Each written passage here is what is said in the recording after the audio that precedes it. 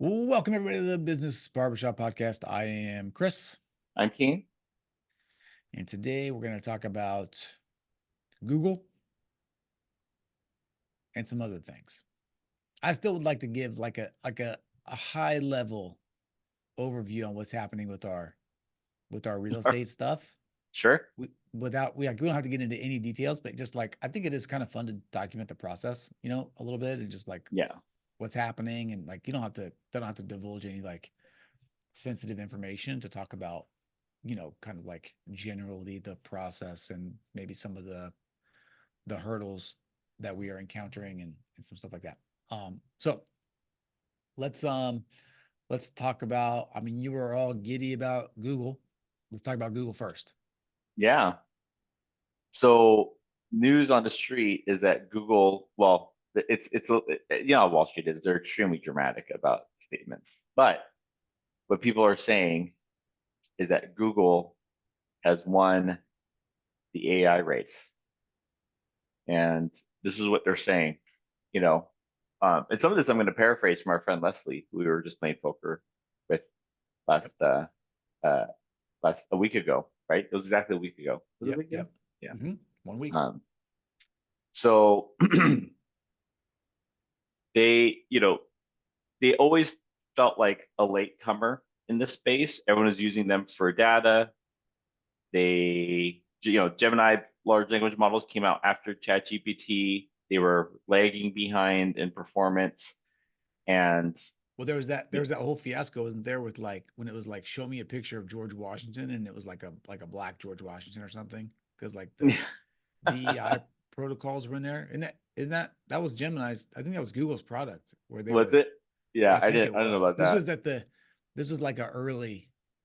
This was like a early one of the early releases. Anyway, they had That's what. it didn't it they didn't start off hot. Yeah, and that all happened simultaneously while they were going through some antitrust lawsuits. Um, and when I bought in Google, it was a value bet because I thought, okay, some of the things are happening now I did predict, but I did not predict it to the level that it's happening. So sometimes I'll like make a prediction, then I end up being more right than I thought I was going to be right, which makes me kind of wrong. But I thought it was really weird that people thought that this was going to be like, the end of Google because of AI was going to end search. Because I'm like, yeah, but they're monetizing the data. Like they own the data that everyone else is using. So YouTube and of course Google searching, which is like the real Yep. big one.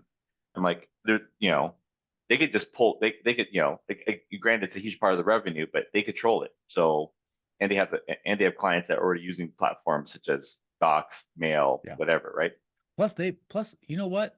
All they do is win. You know what I'm saying? They are they innovate. They are They've always doing been an stuff. innovator, yes. Yeah. And when I bought their stock, it was very much a value bet. Meg 7 company, P ratio drops to at the time just under 15. And I said, the revenue they make from YouTube, which isn't really going to go away, just doesn't make like this whole like breaking them apart. This doesn't make a ton of sense to me because the whole argument was is like they're not gonna they're gonna AI is gonna eat their lunch and they're gonna be broken up for antitrust suit because they have a monopoly on search. But the whole monopoly on search is driven by the idea that AI is going to replace search. I'm like, they can't coexist in the same world, right? Like if if the domination and monopoly of search is so important, then why are they getting beat up over this? And it wasn't an exclusive thing, right? So that lawsuit passed over. Their stock jumped a bunch.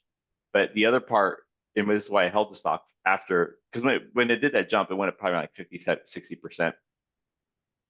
But during that same time, quietly, they released Gemini 2.5, and 2.5 immediately was like, hey, um, they're right in the race in terms of the large language model, closed in large language model, in terms of like an AI model. And they were in a position where they were in a losing position before. So the momentum for which they gained was pretty dramatic. Fast forward till now, right?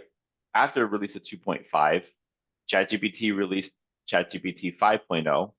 It got horrible reviews, which I personally experienced. Like it was not a good release. Lots of mistakes, lots of errors, worse than 4, 4 point whatever one or whatever it was that was before that. I didn't understand it. I didn't understand why they even let that out. And then it was about maybe a month or two ago, Google released Gemini 3.0 and crushes it. It's way better. It not like I already felt like Gemini 2.5 was already better than ChatGPT 5.0 because I felt like that was a step back. 3.0 was a massive upgrade for Gemini. So now you could see the momentum in several releases mixed with this whole new narrative, which is the antitrust part ends. They're the only AI company who is not dependent on NVIDIA chips too. This is a big deal. The whole narrative in AI is that everybody needs NVIDIA.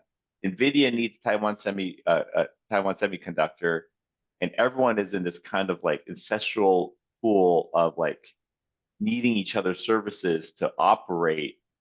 And there's a shortage of these chips. They're selling for a lot. How many we're going to give to China? Blah blah blah. That was like such a dominating part of the conversation.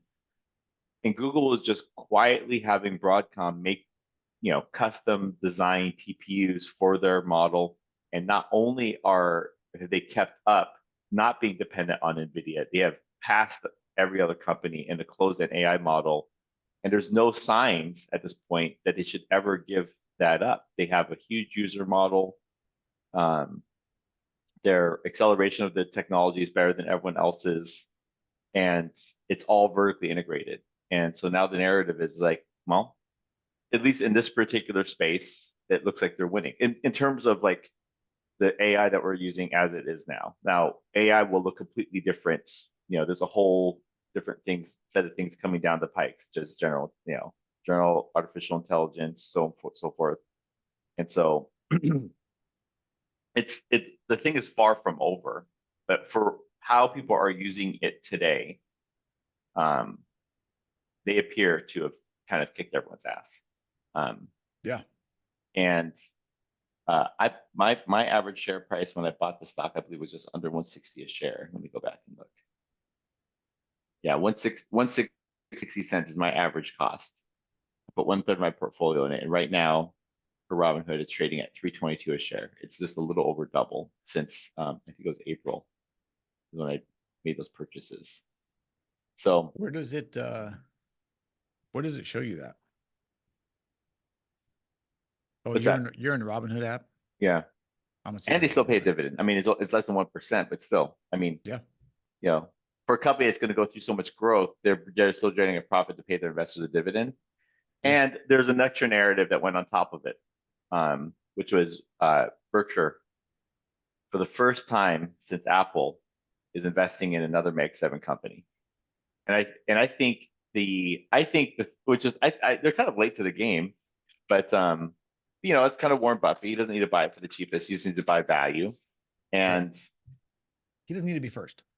No, the one of the things that he probably saw in it was lots of cash flow, subscription-based services, and at the end of the day, they may be the secondary to Apple in the smartphone world, but it's the smartphone world is really a duopoly, right? Of Google phones and Apple. And when you look at what Google is doing, it's like, okay, Apple, you can dominate the phone world. We're happy to be second, but by the way, you're still paying us this huge premium so that your Safari is using is using Google for your search. That's why Safari search has always been, people have always just, if you just go to the browser and just search there, it always gives you the results you're looking for. Is because Apple didn't design the search engine. They're just, when you're using Safari, you're using Chrome, basically. Yeah. I still use Chrome, by the way. Inside your iPhone. Mm-hmm. And and so when he sees like, hey, I would bet he would look at this very similar to when he started investing into Apple, right? He understands the smartphone market. They've been investing in that for a long time. Yeah. You take that, then you add on the telecom services and the YouTube TV, or the media services, not telecom, but it's and then people are giving it all these kickers in this new space. It's like, well, the kickers are just the headroom for growth, but they've laid the defensive moat. They're being really well. I mean, if you look at all the things that Buffett wants in the business, well valued, strong defensive moat against their business with a really good CEO. They have it. They, I want to say Bill Acker was an early investor in Google. I think his hedge fund who bought into it was done right around the time that I did. He was one of the few people on Wall Street who had the same sentiment I did. And so it looks, and unfortunately for my portfolio, it still took a dip, even though 1/3 of it's in Google, because I have so much in these other companies. I didn't predict them to just start cleaning house like this. So then, and there's a little bit of some value adjustments from companies that were heavily, put in their forward earnings, like Palantir and so forth. So Palantir, Taiwan Semiconductor, Nvidia, Tesla, Microsoft, Oracle took a huge hit. So a lot of other companies took a huge hit in this pivot. And there's multiple reasons as to why, but the general large picture conversation is, if all these companies were kind of this ancestral pool of kind of needing each other to push this AI space, and Google's quietly kind of doing it on their own, the only thing that they're not doing on their own is having Broadcom make custom chips for them, GPUs for them, then these two will go up, the other ones will come down. So for me, the whole portfolio still came down a little bit, but I think a lot of people took a lot of hits the last couple of weeks. And I think that I specifically probably took very small hits because I have such a large position in Google. And it's and in the last couple of days, it's already started to rebound. So Yep. I think when we had that conversation, you bought some of their stock too, didn't you? Oh yeah, I've been buying Google. I've just been dollar costing in for years. So I've got a lot. I mean, no, that's not true. I don't have a lot. Okay. I'm not rich. I Right. have some though. Yeah. It's been doing very well. Yeah. It's been doing very well. Yep. Yeah.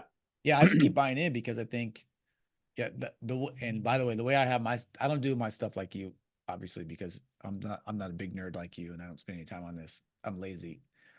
So I just picked some stuff and I just buy the same stuff like every week on autopilot, like some index funds and then just some things so Google's one. I can't remember the other ones, but Walmart I think is one, but just ones that I think are just like tried and true. They either kick some dividends out or, I see them just growing steadily over time and I don't have to think about it. I don't have to worry about them taking a huge dump, on any particular day.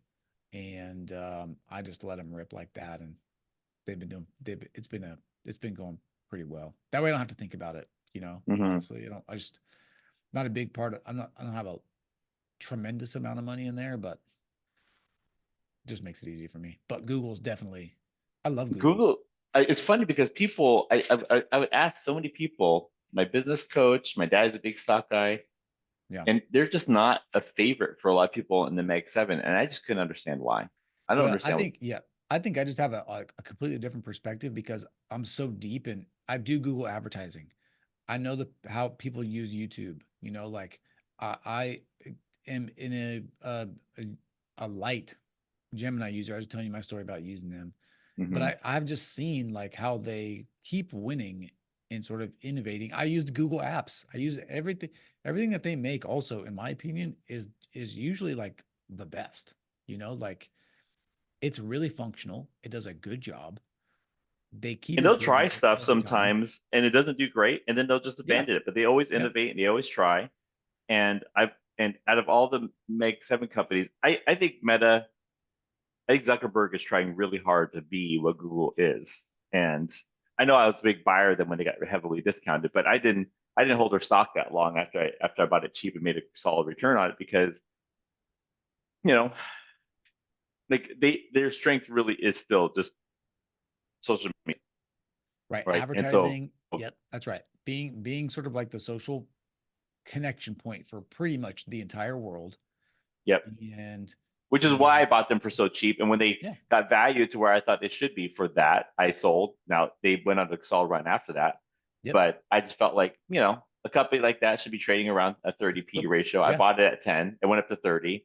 I moved on from it. It kept on going up after that. Yep. But Google was different because I bought it when it was around 15. Based on that evaluation, I thought it should be trading closer around the same 30 P ratio, but it's easier to hold it afterwards because I really did believe in their leadership and their innovation of where they're going to go. And Yeah. that's proving true today. Yep. Even for me with Facebook, right? I do Facebook advertising. So like I can see how the platform operates, you know, like the, they may hit some home runs with what they're doing, but they are using a lot of AI in the back end with their advertising stuff, which, the average consumer doesn't see. But what that does is continues to make the platform attractive for advertisers, which is where the rubber meets the road, when it comes to business. Yep. Do people want to use the platform? And obviously, their algorithm with Instagram and Facebook is good enough to keep people hanging around, right?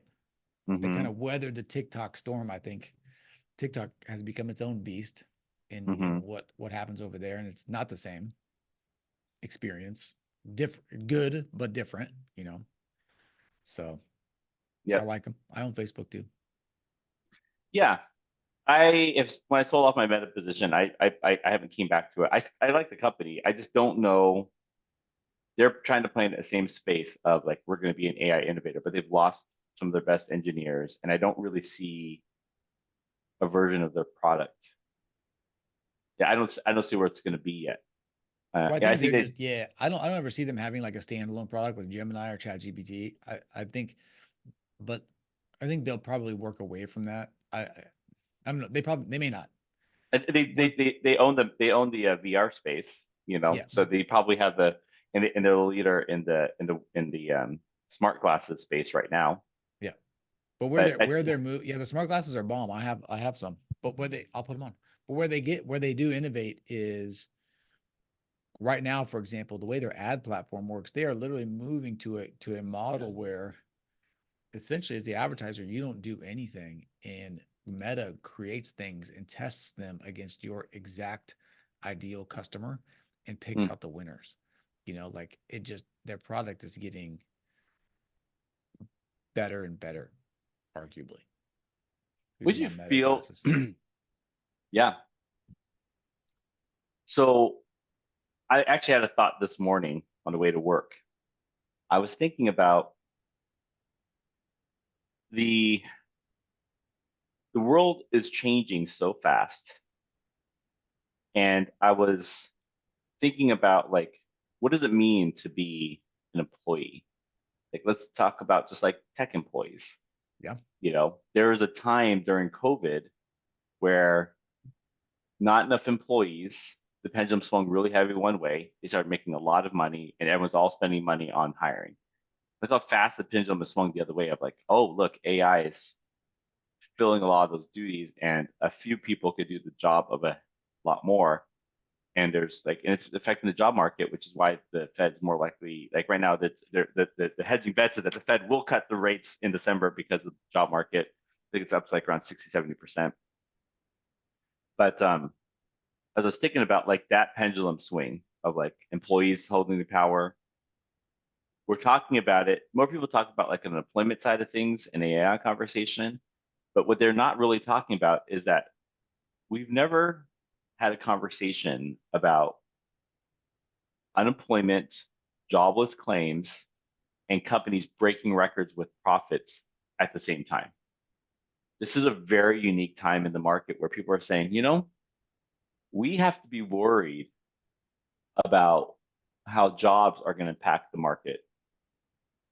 But the companies that are laying people off are not hurting for money. They're breaking records for profits. They're doing as much work as they have before, more with less people. Yeah, it's strategic. It's strategic layoffs. It's not a factor of business being down.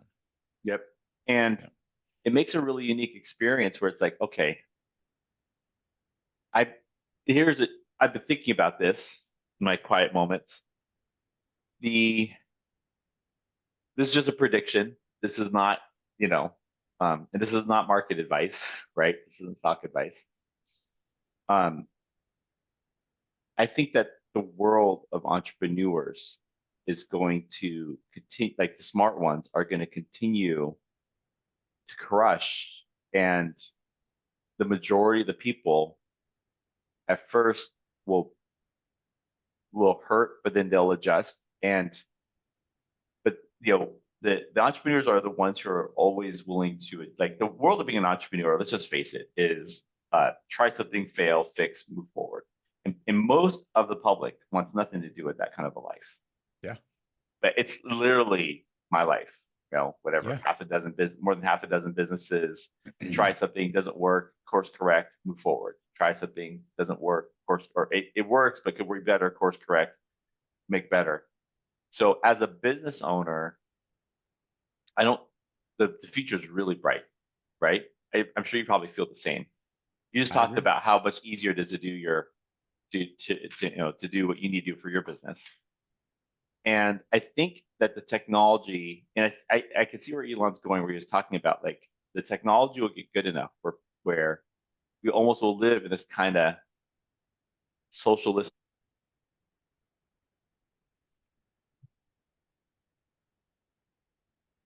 Everyone will get a quality of life. I mean, because let's face it, if you are at the poverty line today in America, and it's going to change, right?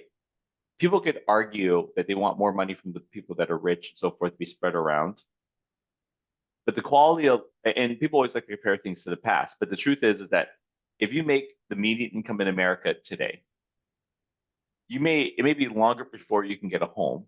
And so people will argue that some things about life aren't better. But I guarantee that entertainment and average length of life for that middle class is still better than it was before. They could argue that real estate's too expensive, it's not affordable, and whatever. But Yep. the truth is that the same people who are complaining about it still have more rights. They still have entertainment at their fingertips that billionaires couldn't buy 20 years ago, right?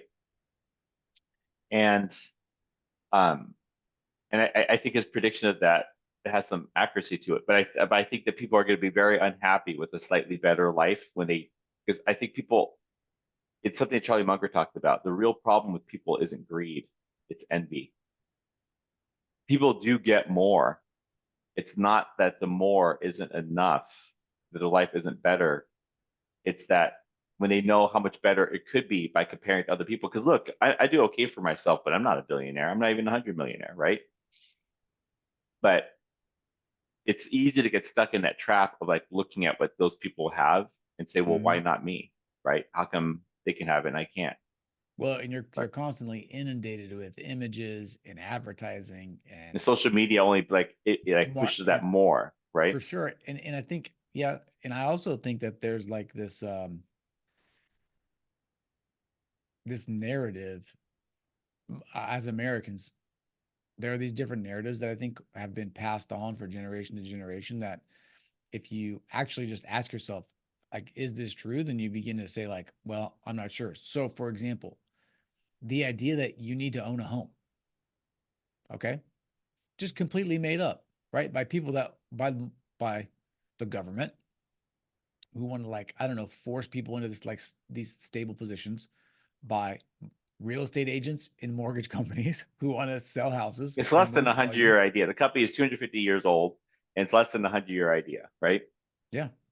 Yeah, but it's like the idea that you must own a home, this idea that the median age is growing for homeowners, like it may be a sign of something that's not great in the economy, but I don't know that the idea that you have to be older to own a home really makes a difference. Like you can still go rent a really nice house, you know? It's not like housing is unaffordable in that you just absolutely can't have a place to live. It's just that if you want to buy a house, it's pretty expensive, like in Kirkland, for example, if you want to buy a house, it's really expensive. But you know Yeah. what? I rent a really, really nice house in Kirkland and I pay what I think is a reasonable amount. and it's Yeah. way less than the mortgage would be if I bought it today. Yeah. No That's just question. a fact. Yeah. So I think it's sometimes people get this idea of what they, and this is what you're talking about a little bit, like of what they're entitled to, or what they're owed, or what they should have, or what perfect looks like. And then when those ideals fall short, then they feel like they're being shortchanged, or the world isn't fair, or whatever. It's like, come on, come on, people. You know? Yeah. Well, the other big news, of course, it's a little bit older now, but we haven't gone for a couple of weeks. Yeah. We missed last week. Um, the the mayor of New York and the mayor of Seattle are both what they are self-claimed democratic socialists. Yeah. I saw a funny AI video about Mamdani. Um, Someone made an AI video of him at in the Oval Office, um, basically kissing up to Trump because they thing actually went better than people thought it would. No, And that I was gonna say, and they're both want to meet Trump. They're both shaking hands, and like, well, the Seattle mayor hasn't met him yet, but has said I'll talk to him, Mhm. which I find kind of interesting. It's so weird because it's like, my first reaction to the term democratic socialist is like, oh my gosh, these people are crazy. Um, by the way, I haven't publicly said it in our pod, but I think that we've said it, we've been beating around the bush enough that I could go out and say it. I'm a registered Democrat. So for anyone who ever criticizes my point of view against liberals, I would say uh, the closest person to, and I don't agree with everything he says, but the closest person who's out there talking politics, I can say that guy probably aligns the most with me, and he's a comedian, is Bill Maher, right? Yeah, Bill Maher, right? Bill Maher. Mm-hmm. Yeah. Mm-hmm. Um, and he criticizes the left a lot, right? Yeah, Um, definitely. but he is a self-proclaimed moderate Democrat, right? Yep. Um, and so he's the one I probably currently align with the most. I say Yeah. currently because to Well, me, political the way I would positions the way I is would very describe much is a very mobile thing for me. I want to hear topics, I want to hear arguments, I want to have discussion, and I'm open to being right. you do, but what I would say about you, and I think about him, and I would also say maybe about me, is that I think what we are aligned inside of our own values. We are not aligned to the party, so it's not like, oh, I'm a Democrat, so whatever the Democrats say, I'm for it. That's not true. You think to yourself, okay, there are these values that are sort of like maybe more Democratic Party leaning than Republican leaning, but if there's something that goes against my own personal values, I'm not going to be afraid to say I don't agree with that, to the ire of those that are sort of just following the herd, Yeah, and identifying with the party. yeah. I would say I was never a registered Republican, but I was way more conservative because I come from a conservative family, and so my brother and my father have both been extremely conservative with their politics. And you know it was people it was the Democrats in the 2000s and early 2010s that took positions and educated me on topics I really aligned with and kind of pivoted, you know um and so which is why I get confused. I feel like they're kind of like, you know Yeah. I made a comment to my dad, who, like I said, he's a diehard Republican. I said something to him, and we 100% agreed to it. I said, Dad, we could talk about everything that happened in the last election, but I will tell you an opinion of something. I don't think the Republicans won the last election. I think the Democrats lost the election. It was theirs to win, and they lost it. And he said, I 1000% agree with you. He knew they were in a losing position, and it just, the whole party kind of self-destructed, right? I think I probably Yeah. shared with you my frustrations with things that Kamala Harris was saying, because I didn't really knew where she stood with stuff. And so when they kind of pushed her in, I'm like, yes, I know she didn't go through the primaries, yes, all that kind of stuff, but I still took the let's wait and see, right? Let's wait and see. And then it take her more than 2 weeks. And I'm like, oh my gosh, just saying what people want to hear, Yep. not taking any real positions. It's just really frustrating. Anyways, the reason why I share that is because I find it really interesting to think about like what is getting certain people to vote. And it's it's really hard when the system is forcing a change on you. I've talked about this before in business. I remember in Washington, there's this very big divide in 2016 to 2020 where I heard a lot of my clients say that we're in a housing bubble between 2016 to 2020. And I, being, me, I nerd out on stuff. The nerding out I did on it, I just started really paying attention to who was saying what and who was saying what and what they were saying and why. Yep. And it became very clear to me that there was a shift in Western Washington. The middle upper class used to be a Boeing employee, and I still have a lot of them as clients. And they all thought we were in a bubble. And then who was still buying the real estate? The tech guys. Right. And the real answer is there is a shift in the demographic where the middle upper class used to be a $60,000 to $90,000 income earner, two of them at Boeing, making 120 to 300,000 a year, and this is what they can afford. That income was declining with some of them being retired and the union shifting some of the way they pay. But really, it's the old guys at Boeing that were saying it a lot. And then tech guys were still buying the real estate, and it kept on going up. And the real answer, which has now been proven to be true, was, hey, Boeing guys, I hate to tell you, you're not the upper middle class anymore. And you're being priced out of a market. Yeah. And people don't like the feeling of their value declining in a society when they haven't shifted. Right. And when that happens, they get angry and they call for change, and they don't want, it's that book, Who Moved My Cheese, right? Mhm. And what I can see happening in places like Seattle, New York, is that people are saying like, I can't afford to live in the city anymore.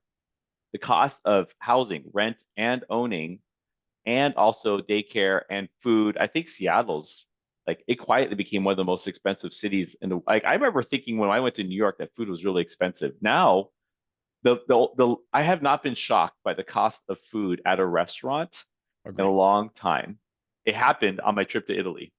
I went to Venice 9 years ago. Then we went to St. Mark's Square. They're fucking charging me 16 euros for some French fries. I'm like, you gotta be fucking kidding me. Yeah. So it's the first time I had been sticker shocked by the cost of food. But what had happened was it was that slow, like how do you cook a frog, right? You cook it slowly, just put it in regular temperature and heat it up. I've been slowly being cooked on dining prices in Seattle. Now all of a sudden, LA and New York and Paris, Rome, like, just didn't seem expensive anymore. London, not expensive anymore, right? It was like this specific spot Yep. in Venice. It wasn't even Venice. It was just the square, right? Where they're just ripping you off. Well, it's a little tour trappy, right? I mean, Totally, yeah. totally. But I mean, in a 9 year shift, it more than doubled, right? Yeah, yeah. Like they Yep. probably tripled, probably, right? And so, like, that was the first time I'd been sticker shock for food in a long time. And thinking about these reactions to it, I'm like, people do not want people to change what happens is there's this battle between people saying like, look, I'm not trying to I'm not trying to say that people are entitled to being able to live in the city of Seattle. This is, I'm not saying for myself, this is what people are saying. They're saying, I'm not saying everybody is entitled to live in the city of Seattle, but a person who has lived and worked here their whole life getting pushed out feels wrong. I don't actually have an answer to that question. I've really been thinking about this in depth. Like the the All In podcast was talking about it recently, and I mean, look, there's only one guy on the pod that's not a billionaire, and he's a multi-hundred millionaire, right? Yeah. So, I take it with a grain of salt. They're doing the whole like, no one's entitled to live in Sydney, Australia, London, Yeah. England, New York, right? And there's some truth to that. But what does it mean for the person who has established a whole life there and they're literally being shoved out, like decades of a life?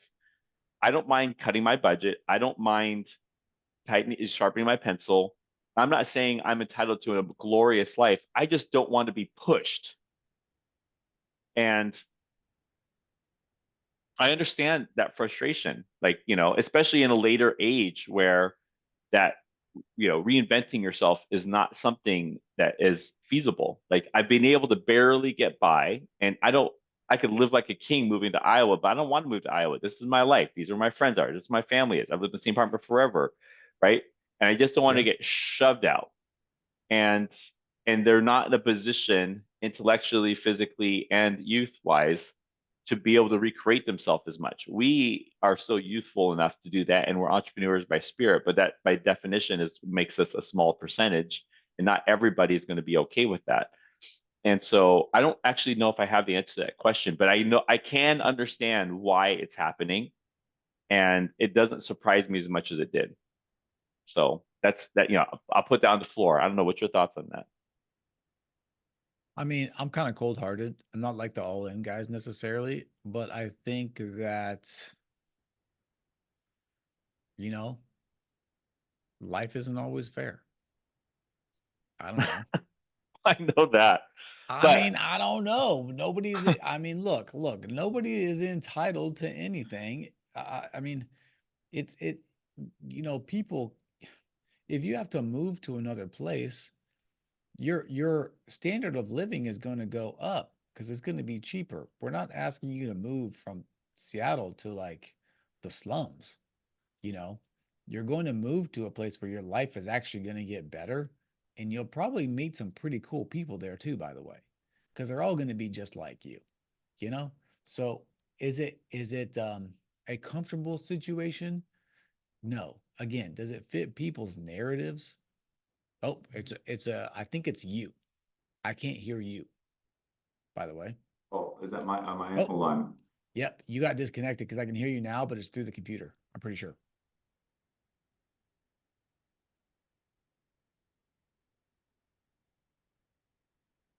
Can you hear me through the computer? What happened? I don't know, maybe your headphones died or got disconnected. I'm gonna pause for a second. Okay. Okay, now we're back. So anyway, life is unfair. Okay, it's okay. People can move. It is, but is it really the right answer? Is it really the right answer that, and look, I'm a landlord, so like, rent control, like my, in my whole circle of investors, like rent control bad, blah blah blah. I can see both ends. Um, they want to cap how much you can raise rent based off like rate of inflation. They're talking about how when you cap the returns so you can make on an investment, then the investment becomes the people aren't going to invest in it, and then people don't invest in that market. It affects those areas. I could see that, but is it? But I think it's a conversation of like the pendulum, right? There probably needs to be some kind of rent control because Yeah, but here's the rent control. you The know rent control, the rent control is this. When you list your house for a certain amount of money and no one rents it, then you reduce the rent, right? It's just like you know this sort of investment property that we're trying to get a hold of. If the price is right, too high, then we don't buy it and the price will come down. right, Like the market kind of controls some of these things. And it's the same thing. If there's a lot of rich people, it's just like San Francisco, then prices go way up. And you can try all you want to control the rent, but the fact is, a bunch of rich people around there, and they're gonna buy that stuff and drive prices up, you know? And then things will change. People will move to Texas from California because California trashes everything, and the prices in San Francisco will go down a little bit. Which I don't know if they have or not, but I'm assuming that they would or they will because there are just less people that is there. the truth that these mayors have to realize is like if you put all these things in place and businesses leave, right? There are places right around the corner. I don't know about New York. New York is a really interesting anomaly because it's like, are we really going to get booming businesses in Connecticut, and New Jersey, and Boston? I don't know. I don't know about that, right? Um, I have a little bit more of an opinion about what's going to happen in Seattle because to me, Seattle is more like San Francisco And if you look at it, you go like, hey guys, hey Mayor Wilson, I want to tell her like, I know what you're trying to do, and actually, you know, I might not be a democratic socialist, but I am more liberal than conservative. But Bellevue's like right there. That's Like why it's that's right. like throw a stone over the lake and it bounces off Mercer Island and with, you know, which practically is like the east side, right? It feels more like it's more suburban, right? Yep. It doesn't have the businesses, but it's communal. But really, it's like throw a rock over Lake Washington, have it skip over Mercer Island, and bam. And every single time big business goes into Seattle and they get pushed this way, Bellevue says, "Hey, we're here, They say, right? come on, come on. We don't mind." We'll take you. Yeah, right. And for the most part, a lot of people who work for the companies are like, some of them like the in-city living, but a lot of them are like, you know, and I know how the demographic works because I work with them. They're clients of mine, right? The ones who prefer to live in the city are the ones who don't have families. And almost all the times when they decide to have a family, they either move to a specific part of North Seattle or they'll move to the east side almost every single time. Yep. And they'll move out of Central District, they'll move out of Capitol Hill, they'll move out of Queen Anne, and they will land either in Bellevue / Kirkland, or they'll pivot into like Ballard / Crown Hill. And I worry about the future of Seattle looking too much like San Francisco because this like the narrative of what we just said, right? I I want to be more compassionate to the people who are being shoved, but the it doesn't really make the city better. We have to just try to provide it in between. I don't think I have all the solutions. I'm just talking out loud at this point. I'm far from having an opinion of. I'm more just kind of analyzing what's happening and kind of sharing it and kind of sharing a compassionate point of view towards the problem. But I can see how quickly it won't work there. New York's a different story. You know, it's the biggest city in our country. It's the financial center of the world, right? So I don't know what's really in store for them. And I don't live there. So people who live there know it better than, you know, I have family live there, but they know it better than I do. The Seattle reminds me more of San Francisco and San Jose, where they're like, San Jose is like, look, we're San Jose. We're not San Francisco. We might have to deal with some of the state politics, but we have no problem having elitists drive up prices in real estate. You look at all those real estate shows on Netflix, like Selling the OC and Selling Sunset. Those are West Coast cities. They're in California, right? It's all about elitism, you know, in those shows.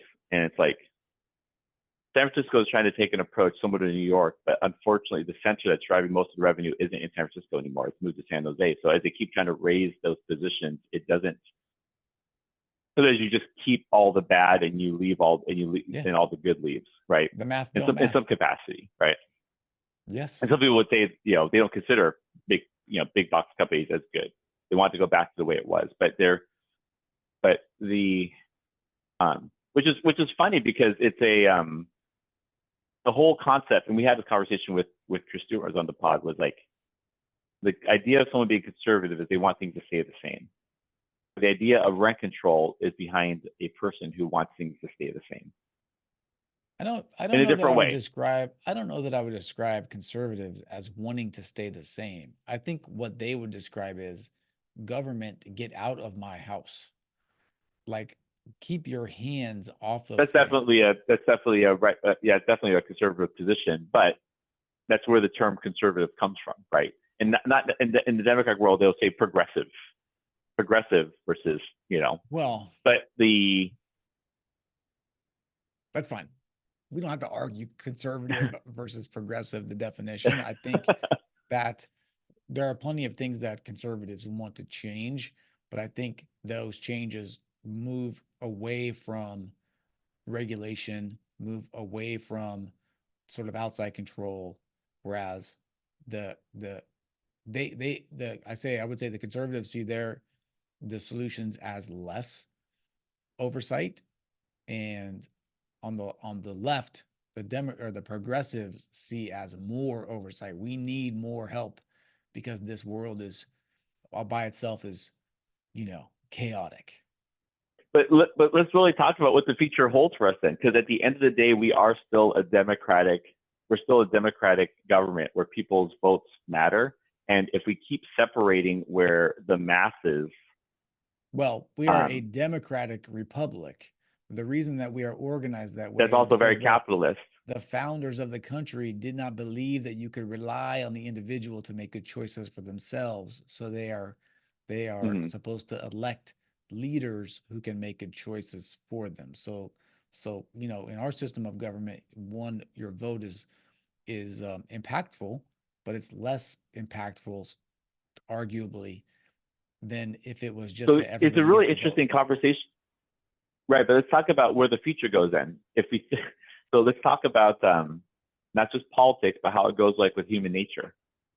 If we believe people, like if we, I look, there's not a lot of people when they talk or did talk where I'm like, I listened to that guy, right? I was, you know this about me. I was a huge Charlie Munger fan, right? Maybe even more so than Warren, honestly. His curtness, I somehow always I was drawn to, right? Mm-hmm. Some people might say he's a jerk because of it. But I always liked the guy. Yep. And when he says that the biggest problem with people isn't greed, it's envy, that changes how people then vote, and that changes how politics will be done. So now when I see the things happening, it's not a surprise. I'm not saying I agree with it. I've always just taken the approach of like, people ask me about my position of politics. I'm like, hey, if you want to have a real conversation, throw it on the table, and you might influence me because I actually really like having the conversations, right? Which has become a very anti, super far left thing where they don't want to have conversations. That's one of the big arguments with Charlie Kirking. Yep. And that was not how I became more liberal. I became more liberal by having conversations about someone saying like, hey, let's have a high level, progressive, educated conversation about some of these topics. Kind of like what I'm trying to bring to the table now in this conversation, right? So if we really see, if we know that people will constantly feel like things need to change because they are either envious or they don't want to be forced out of a position that they've been comfortable in, that does end up shifting politics and then policy and then what we have to live with, right? Yes. So Here's what I'll say. Here's what I'll say though. Yeah. Your argument though, I guess, rests on this idea that envy drives things. I would disagree with that. I think Hmm. it's not envy. It's another E word though. It is entitlement. Like I am owed these things because I have lived in this neighborhood for so long. I deserve to be able to stay to live here. Because food prices have been this way for so long, I deserve for them to be what they are. Because I've had this job for so long, I deserve to have this job. Well, you don't. You don't. That's just like this idea that everybody is But owed. our Okay, how okay. about So this? Also, let's I just hold I on. actually really One like more where thing. this is going. One more. Okay. I am entitled to not feel any um, pain or bad feelings about someone disagreeing with me. You know, I am entitled to not be triggered by your whatever, you know? Like this is what the left has begun to rely on, and I think that's why there was some pushback to that. It's like no, no, you're not. But isn't that also part of what human nature happens in a world where we continue like, because look, we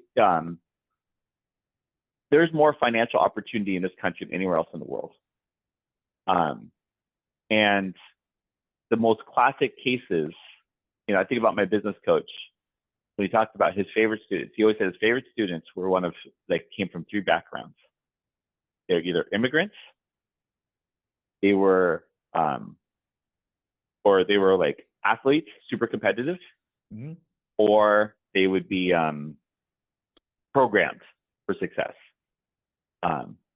Where it's very much like a program for success would be kind of like if you don't do, they it reminds me of an Asian joke. In the world of Asia, if you're in an Asian household, this is what the letters stand for grades. A stands for average. B stands Nice. for below average. C stands for you can't have dinner. D stands for you're dumb, and I can't remember and F stands for you're no longer part of my family. Nice.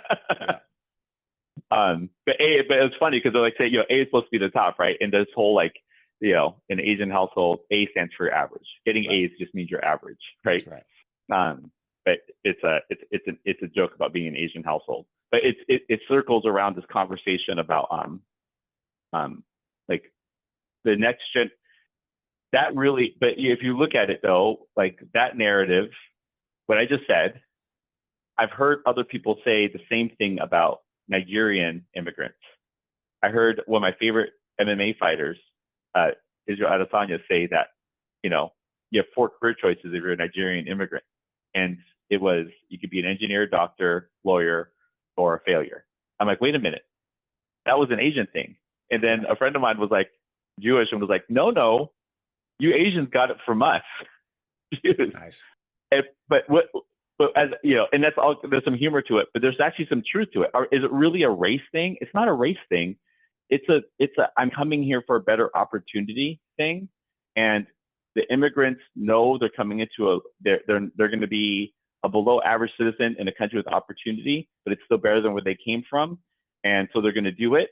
And then they tell their kids, "You better not have made me waste all this effort and risk. I worked so hard and risked everything to do this. You better not waste it." And then the next generations kind of grow from it. But there is this settling where, as the next generations have been here, second, third generations, where what you call entitlements, which I don't disagree that it doesn't become a form of entitlement. It is, but people use entitlement like it's a bad word. But we technically all have a version of entitlement in us. We, whether we recognize it, and it's just the environment that we grow in, right? Of what we I use another E word. Entitlement becomes with expectations, right? And as every generation stands on the shoulders of previous generations, expectations of what normal is just pivots some, whether it's a lot or a little.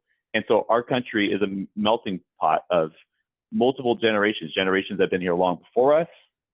That's why people can make, like in today's world, especially in America, who's the most evil person in the world? I hate to say it, but they're pointing to you. It's the white male, right? They're trying to say the white male is the bad guy, right? And then they're making fun of women who are Karens, right? Yeah. But that's also a product of, you're the first one to come here and we're winning.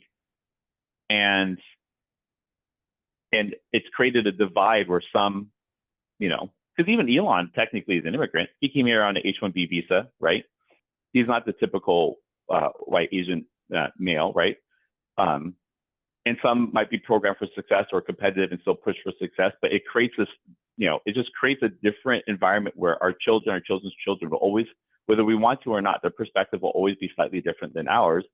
And they will have some expectations and maybe entitlement, and they still get a vote. And I'm not saying, if you can tell, I have and they're gonna no clue what the answer is. And then you know what? Well, the answer is it shows up when people make dumb choices, right? So, for example, everybody thought it would be a good idea, progressives probably in particular, to defund the police, right? So they all voted for that. I think that's a good idea. No one, it was a stupid idea, but it needed to play out. It did. So what happened? They put people in charge that defunded the police. And what happened? Not good things. So what happened? All those people that were progressives were like, hey, we need some police in here. And people came back in. That changed the tide. I mean, you're always going to have a push and pull. That's what like America is built on, is the idea of free exchange, which means you can say if you don't disagree with things, and then you can implement new changes. We'll see what happens in New York. Most people think it's going to be a disaster. History presents a disaster awaiting, assuming that, the things happen that were promised, but you never know. Maybe they will find. I'd be a great moderator for like political debates, because I'm really curious about okay, let me share a couple examples. Like there's a world competition happening with AI, who's on top, and the luxuries we have are ones that were created with our leaders and history and so forth. And so let's just be selfish for a second, right? When people ask, But people ask me about like, hey, what's your political position? I'm like, on a broad scale, something I could really kind of put like my flag down to be like, you can't move me from this. Yeah. My answer is I study history, and right now I'm a Roman living in the peak of Roman times, and it's better to be a Roman than not, right? Yeah. And I kind of just stop there. I'm like, look, let's just realize what we are. But if and some people be like, well, I don't really agree with that. I think things should be more fair and more equal. And like, I understand where you're coming from, but the world is not in the United States. That's one thing I do know. The world is not just the United States of America. The world is the world. And as long as there's other people in the world who have completely different ideals, who also are competitive and willing to do whatever they can to get ahead, right? We do need to understand that if you can appreciate and have some gratitude for the life this country does give us, we do have to try to hold our position and not lose it to someone else. And so then let's drive policy that does that. Maybe that turns into like the current changes in H-1B. Too many H-1Bs going to people who aren't really that qualified. They're adding this 100,000 thing. Let's get the highest quality people here, which then keeps us on top of the world, the capital world, so forth. But then it also starts to drive a bigger divide between the rich and poor, the people who are already here, when you're bringing in immigrants who are willing to work hard or highly skilled or engineers and are scientists, right? And then the people who are selling here. So it creates this divide. And I'm not talking about what the solution is. I have no freaking idea. But what I do know is if we're trying to protect a position, that policy makes sense, but it will create a divide. And when that divide happens, how do we deal with it? Because we're still giving everybody a vote. And it, the only thing I could ever say is, hey, let me put that issue on the table. Let's hear smart people what they have to say and get out my popcorn. All right. That has always been the true heart of who I am in terms of my politics, is like, I want to hear educated people really address these issues. The history of nationalism, of countries that have allowed the voting people to create a nation instead of a kingdom, is less than 150-year-old history, right? We have a 250-year-old history, but the world, the transition from czars and kaisers and emperors and kings to a nation was all done during the transition of World War I to World War II. In that window, which was less than 100 years ago, that's when the whole world pivoted. So it's all very new. And now, so we put this on the table and we're competing on a world stage, right? What is the result of that? We want to stay on top, so we create immigration policy that helps stay on top, but it creates bigger divide for the rich and poor here, and they all have an equal vote. What is that going to turn into? I could spend some time trying to forecast that, but I find that extremely interesting and confusing. Again, topic. I hear you, but I disagree with you. There is not a greater divide between rich and poor, except in Seattle, in New York, in San Francisco, in Chicago. Okay. In Dallas, nobody's crying about the divide. In Nashville, no one's crying about the divide. It is a very that's interesting. specific. Well, I think that we are agreeing this. I think that we're agreeing this. So what you're saying is that because these industries that drive, like those jobs coming in, and there's industries that drive, right? I don't think it's the industries or the jobs. I think it is a culture that I think it is a culture that begins to sort of grow and sort of like abscess about these things that we are again entitled to. You don't deserve you here, what you get whatever you go work for, right? In America. Mm-hmm. What's different about the rest of the world is they have never had this philosophy ever in their entire human existence, right? We have everybody rests on title, right? Everybody rests on family history. Everywhere else, this is the only place that you can come, and when you meet somebody, they don't go like, "Who was your grandfather?" Nobody gives a fuck. Nobody ever has asked you like, what's your family history, right? Which that leads more towards the days of like kings and then lords, and right. But that's how it still is. We have there. our natural social system, but you can and here you. I guess what you're trying to say is like there's social systems in every country, but the way that we're set up is that you really can come from the lowest social class, and it's almost in the old days, and even in America, there used to be this kind of like looking down on the newly rich, right? Like, oh, you're new money, you're not sophisticated, whatever, and aristocracy and stuff like that. And it's become a more of American thing to actually be not that way, and to really kind of put on a pedestal the people who have climbed that ladder and have made something out of themselves when they started at the bottom. That's become more of American culture today. The reason that this story of like the man holding me down, however you want to describe your, man, is that there are hundreds and thousands of examples of people just like that person who are successful here. I'm not saying it might not be harder. Okay. I'm not saying that. But what I'm saying is, if you go after what you want, you have every chance to be successful here. And it's just evidenced by all of the people that have done it. There's so this idea that like this is, again, in a way, a form of entitlement. It's like, I deserve a special chance because I'm a special snowflake. And, I don't know, hundreds of years ago, people like me were repressed. Now I need this extra boost. Well, that 100-year-old repression is not the reason that you won't get off the couch, right? Like, it's because your next door neighbor did, and now they own a house or they're doing whatever they want to do. I don't know. I think it's just it's an argument that if you keep carrying it out,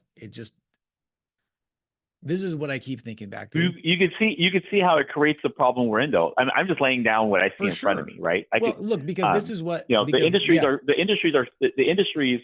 What I do know is this: companies drive industries, drive jobs, drives the populations in these cities, right? So when we talk about like a New York or Los Angeles or Seattle or Bay Area, where prices are really high, the truth is that there's industries centrally located in those cities that have driven really high paying jobs, right? And it's created this, kind of the environment I'm describing. Like, because I'm talking more about less about what the answer is. I don't really know what the answer is. I'm talking more about like, what are the facts about how we got here?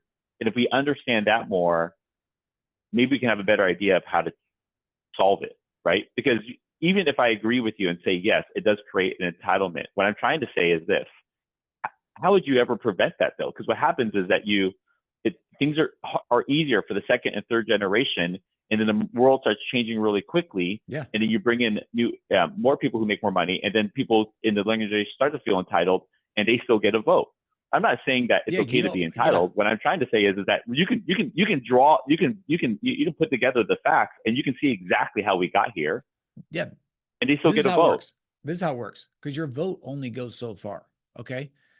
And if you are the second generation and you feel entitled to something and you don't do any work, you know what happens? You go broke. You fall back down the ladder.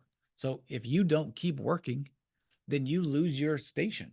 Like if you don't innovate, then you lose your station. And their vote, and I think that Mamdani and Wilson are examples of that. If they can hold on to their position long enough that there's not people who feel the same way as them, it creates a situation where they voted as leader, and that's a democratic socialist, and they're like, that's my person, right? Especially if it's a younger person who hasn't ever felt any of that success yet, for sure. Right?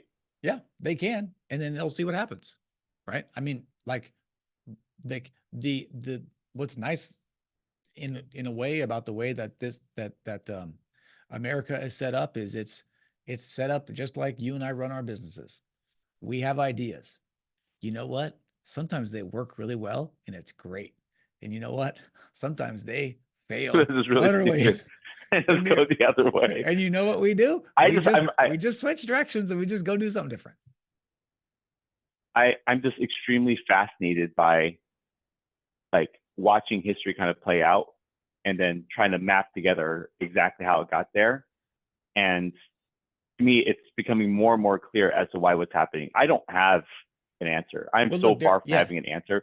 In fact, I feel like since I've kind of started mapping this out, it makes me further from having an answer, because I can see exactly why people feel that way. I can see exactly how they vote that way, how something like that happens.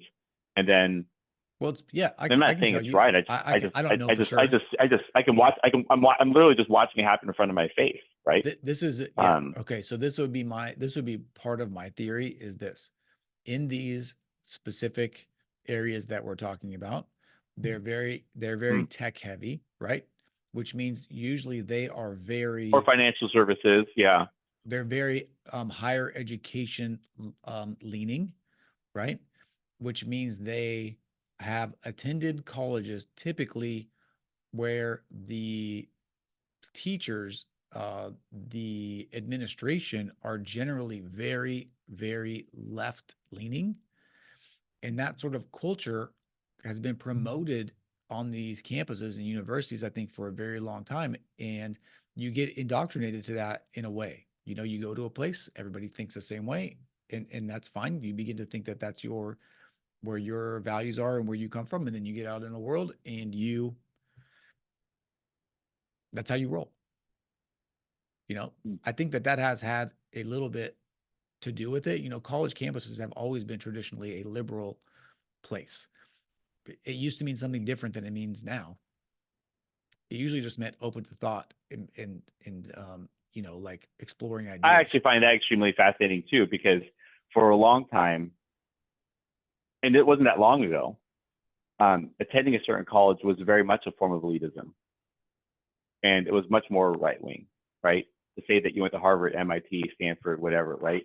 And so to see the campuses like at Harvard kind of turned that way, I find it really fascinating too, because I'm like, forever. I mean, look at all you have to do to see how far back you have to go to see where that existed. All you have to do is watch the TV show Suits, where it's like, if you know the story of that show, it's about this prestigious, law firm Okay, in New York. I'm going to And disagree with you because we're not talking about the legal profession, which is still highly conservative. I would argue whether you're coming if you're coming out of Harvard, it's going to be pretty conservative most of the time. okay, so that's what I'm talking about. Like, it's not. I'm not necessarily disagreeing with you. I'm just trying to point out what I think I see. So what you're saying is that in Harvard, the school might still be extremely liberal, but if you're going to Harvard Law, it's still very conservative. And so even that TV show is still accurate to what today's world. And you're an attorney, so I wouldn't know that. We have to remember, like the law school is not necessarily indicative of the undergrad student body, right? You have people sort of matriculating to these graduate. So you're talking to someone who never did more than a couple of years of community college. Yeah. So this is all news to me. It would be like that for just like the Harvard MBA program, I would imagine probably also is a little more conservative leaning. And the financial sector, I would also probably argue is a little bit more conservative leaning for the most part, right? I mean, but the people that are going into those programs are coming from many, many other places. And you also, because of that, probably reduce this sort of lean so you're saying there's an extremely wide divide in the political point of views of even the youth that go into these colleges. I mean, think about who's going to Harvard undergrad. Okay, first of all, to be able to afford to go there, and not to just afford to go there, but to be able to sort of like game the system is the wrong word, but to meet the requirements to get into Harvard is going to take you coming from a pretty specific place most of the time, right? And and it's just like, where does that begin and come from? Same with Stanford, same with some of these other places. So these undergrad people that are coming in already have this sense of entitlement, this sense of like they're, the world should be really kind and nice to everyone. People should get what they want. You know what I'm saying? As opposed to somebody that had to struggle to pay for their school, for example. Like they live a completely different life and they approach their school differently. They approach what's owed to them differently, Like I just think it's these things where they kind of they kind of just grow and you don't even realize it until there's sort of like some inflection point. I don't even know what that might be, where I do worry about my kids growing up in that world a little bit. My son's been pretty resistant to it. My daughter, though,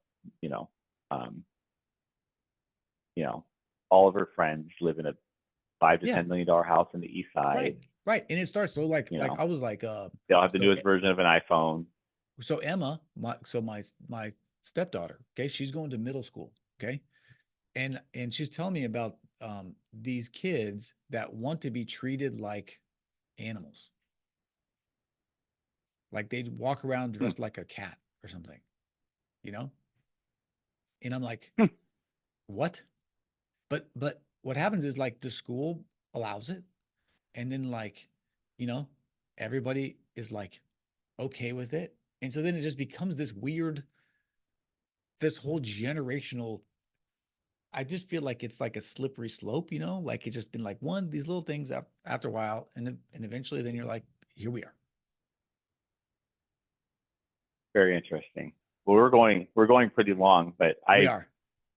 love these conversations. People, to me, Yeah, this I is like a them too. real way to I don't, talk yeah, about politics. like I'm not even This emotional is the about way that it you're supposed to talk politics. I'm for I'm sure. throwing down the facts of how I see it, and then I'm listening to your point of view. And I didn't go to college, so who am I to say? I see the rallies.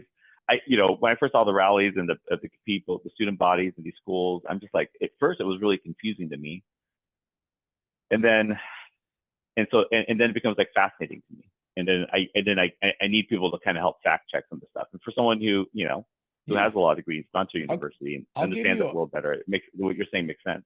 yeah, I'll give you a perfect example. Like at these tech companies, you know, you have like these employees that do these sit-ins where they're like, we're gonna force leadership to like make some political statements, and they're like, you're fucking fired, you know? Like, get out of here. What like what are you doing? That it's the idea that you can go and like, I don't know, like pressure someone into doing something like that just because you think And sometimes it works. Sometimes it it used to works. work. It You used know. to work.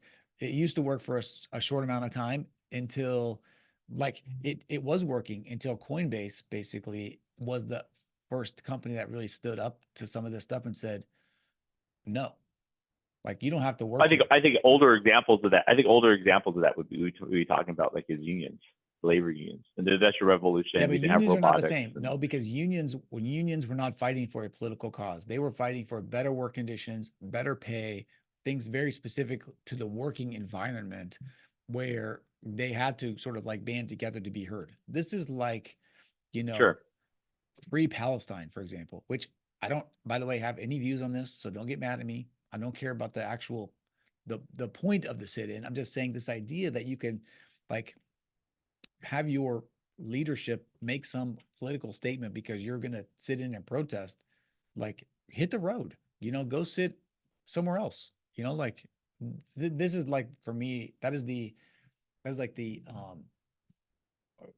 shining example of this idea of like entitlement of being owed some of these things that just like don't make a lot of sense, maybe to me, I guess, but it's like these things don't add up. But anyway, okay. If you've made it this far, well, no, let's wrap it up. Maybe we'll I don't know. I guess maybe we'll be talking next week, but we'll do a investment project update next time. High level. Yeah. There might be some more information anyway the next time, and we can have a little bit more of a closed loop on that thing. But things are still working, is what we'll say. The Yep. deal is alive. Yeah. Hanging on by a thread. It's alive. It is hanging on by a thread. It is hanging on by a thread.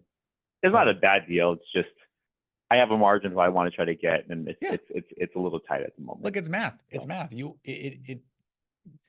have to be, you know, pretty unemotional, or just you either have to be pretty unemotional about it and look at the math, or just say to yourself, I'm okay with being a little bit emotional about this, or I'm a little bit okay with it, the not mathiness part of it, as long as I am, you know, making a conscious decision to go in that direction. Yeah. Right? You know what I think is going to happen? I think the linchpin is going to end up being me. And I might, you know, like I have to just decide if I'm willing to change the margin I want to do a deal. Yeah. And I'll be mad at and you so, either way. but it doesn't, honestly. you know, yeah. But it technically, if it ends up being like, if I help operate the deal and I'm not in it, it doesn't have to come apart for everybody. is probably what that looks like. But but I think a lot of people are in it because I'm doing this legwork. But I'm only in it because you you're know. in it. If you're not in it, I'm out of it. Yeah. Honestly. Yeah. Makes sense. So I got to talk to my bro, I think is what Yeah. this looks like. It's just too new for me. Honestly, it's just too new for me. I mean, I want to learn about how to do it, but it's not something that I like need to do.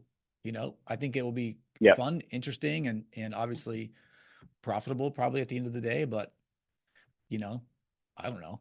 I don't nobody needs any specific deal, I don't think. I think there's opportunities for different stuff all over the place, but Yeah. yeah. Just so you know, if you're out, I'm out. Okay. I'm not just walking Okay. into this with some rando, trying to get this stuff done. So anyway. Okay, Yeah. cool. All right, let's wrap it up. All right. Let's wrap it up. All right. This is Okay. another episode of the Business of Barbershop podcast. If you made it this far, then you are a special type of person. We love you. Thank you for being a fan. And I'm Chris. I'm Keen. That's it for today. See ya. See you guys later.